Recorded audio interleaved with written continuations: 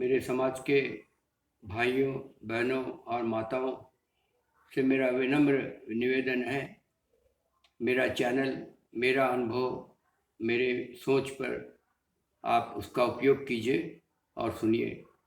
Subscribe कीजिए, अगर हो अच्छा लगे तो सब्सक्राइब कीजिए। अब मैं अपने अनुभव पर थोड़ा बताना मांगता हूँ। ये एक इंसान 50 और 65 के बीच में पूरी दक्षता के साथ खड़ा हो जाता है। वो अपने अपने फील्ड में पूरा एक्सपीरियंस, पूरा अनुभव गेन करके तैयार हो जाता है। लेकिन उस समय माया मोह के चक्कर में पड़कर अपनी जिंदगी को सफल बनाना या जिंदगी को बर्बाद करना, दोनों उसके हाथ में है। उस समय माया मोह को ठीक से पहचान के चलना है। सबसे हमारे ठाकुर जी बोलते हैं, अगर इस माया मोह को आप ठीक से पहचान लिए तो you will be the most useful man of the society. हम लोग का उद्देश्य भी वही होना चाहिए। I should be the most useful man of the society. समाज का हम सबसे उपयोगी आदमी हमको बनना है, क्योंकि समाज ने हमको बहुत कुछ दिया है। इस 50 साल 65 साल की उम्र तक हमको समाज ने बहुत कुछ दिया। बचपन से तो समाज से कुछ लेते रहे, अब समाज को कुछ देने का समय आया है। सबसे पहले तो बात हम बोलेंगे, मोस्ट इंपॉर्टेंट थिंग, आप जैसे 50 में पहुंचते हैं, एक सक्सेसफुल डॉक्टर हो जाते हैं, या 55 में पहुंचते हैं एक सक्सेसफुल मजिस्ट्रेट, डॉक्टर या कोई भी प्रोफेशन में आप सक्सेसफुल हो जाते हैं, या मामूली गृहस्थी क्यों ना हो, कोई बात नहीं, लेकिन आप अपनी वाइफ का, अपनी पत्नी का हेल्थ के बारे में पूरा ध्यान दीजिए। उस समय महिलाओं का क्या है, बहुत चेंजिंग पीरियड रहता है, और पतिदेव क्या है, अपने काम में बिजी रहते हैं, और महिलाएं ठीक से बोल नहीं पाते हैं, और ना पतिदेव पूछता है, ना महिलाएं ठीक से बोलती हैं। वो अंदर अंदर दबा के अपना प्रॉब्लम को रख लेती हैं, और ये चीज जो है बहुत घातक बन जाता है आगे जाके। और दूसरी बात, और एक और बात करते हैं, पतिदेव जो है अपनी पूरी सफलता का घमंड लेके, अज्ञानी बन के, वो क्या है, बहुत घर को क्लब बना लेता है। हमने ऐसा भी मेरे अपने खास मित्र को देखा, बहुत सक्सेसफुल स्टेज में आया था, घर में वो 5 6 10 दोस्तों को बैठा के कुछ शराब वराब पी रहा था। तो मेरे बचपन का दोस्त है, आदमी अच्छा है, हमने गया मिलने के लिए, तो उसकी पत्नी हमको गेट से ही बात करके विदा कर दी।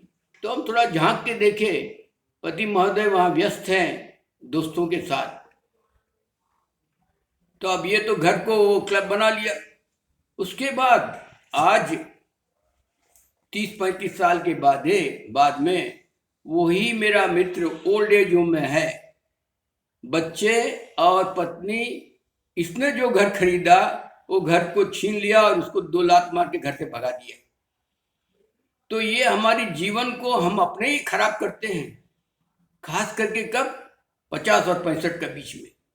अगर 50 और 65 के बीच में आदमी डिसिप्लिन में रहा तो उसका आगे का जिंदगी बिल्कुल ठीक रहेगा।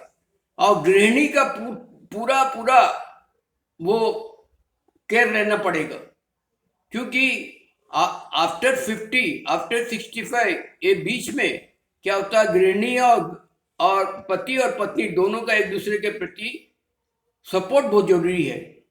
अगर आपकी गृहिणी चुस्त दुरुस्त है, आपकी गृहिणी खुशहाल है, तो आप भी खुश रहेंगे, घर हरा भरा रहेगा। लेकिन आपका जरा सा भी इनडिसिप्लिन जो है घर को बर्बाद कर देगा।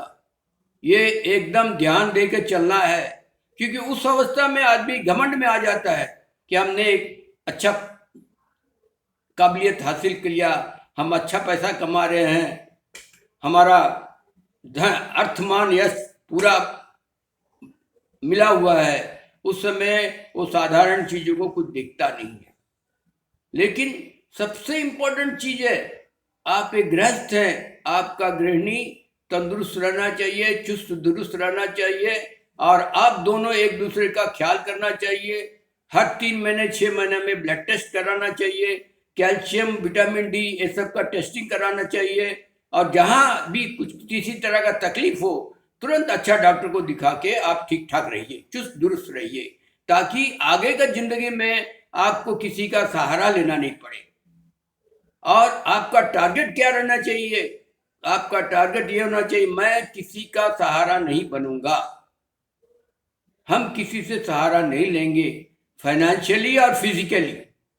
फाइनेंशियली भी आप टारगेट बनाइए कि हमको हाथ पसारना नहीं पड़े किसी के सामने, बेटा या बेटी या रिश्तेदार के सामने। आप ऐसा व्यवस्था कीजिए कि ताकि आपको हाथ पसारने का दरकार नहीं पड़े। जब आप में डिसिप्लिन रहेगा तभी तो ये चीज आएगा, बिना डिसिप्लिन का कहाँ से आएगा। लेकिन एक बात और हम कर रहे हैं, आप बुजुर्ग हो गए, अरे हम तो 50 को हो गए, हम तो 60 का हो गए, ऐसा डिस्करेज कभी मत होइए, कभी डिस्करेज। कोई बूढ़ा नहीं हो जाता आज के जमाने में, मेडिकल साइंस इतना एडवांस हो गया कि 80 साल 85 साल का आदमी का भी हार्ट निकाल के क्लीन करके लगा देता है। तो आज के जमाने में कोई बूढ़ा नहीं हो जाता। एक एग्जाम्पल के तौर पर हम बोल रहे हैं, सर विश्वेश्वरैया 95 साल उम्र तक फिट रहे, और टाटा स्टील में बोर्ड ऑफ डायरेक्टर्स में 20 साल ना 25 साल काम किए, जो एक जाने माने सिविल इंजीनियर थे, जिनके नाम से बहुत बहुत ब्रिज बना हुआ है। तो इसीलिए अपने को कभी भी बुजुर्ग या बूढ़ा मत समझिए कि हमसे कुछ होगा नहीं, सब होगा। आज के जमाने में हर चीज संभव है, सब्जेक्ट टू द कंडीशन। आप अपने को डिसिप्लिन रखिए, माया मोह के चक्कर में मत जाइए, तो एक सब चीज ठीक ठाक चलेगा। गड़बड़ जहां होता है तो वहां कुछ कारण जरूरी है, बिना कारण का कुछ नहीं होता है। हमारे ठाकुर जी बोलते हैं बिना कारण का कुछ नहीं होता है, तो गड़बड़ का कारण आप ही हैं। इसीलिए अपने चेतना को हमेशा बना के रखिए और सुखी रहिए। चेतना को बना के रखने से आदमी चिरकाल सुखी रहता है। खास करके 50 और 65 के बीच में उसको एक्यूमुलेशन एंड डिस्ट्रीब्यूशन दोनों दरकार पड़ता है। आप समाज से बहुत कुछ लिए, समाज को कुछ दीजिए, आशीर्वाद लीजिए सबसे।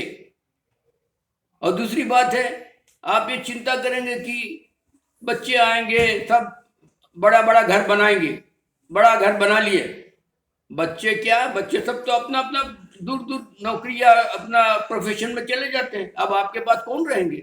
उतना बड़ा घर बना लिया, पूरा पूंजी आपने लगा दिया, अपने लिए कुछ रखा नहीं।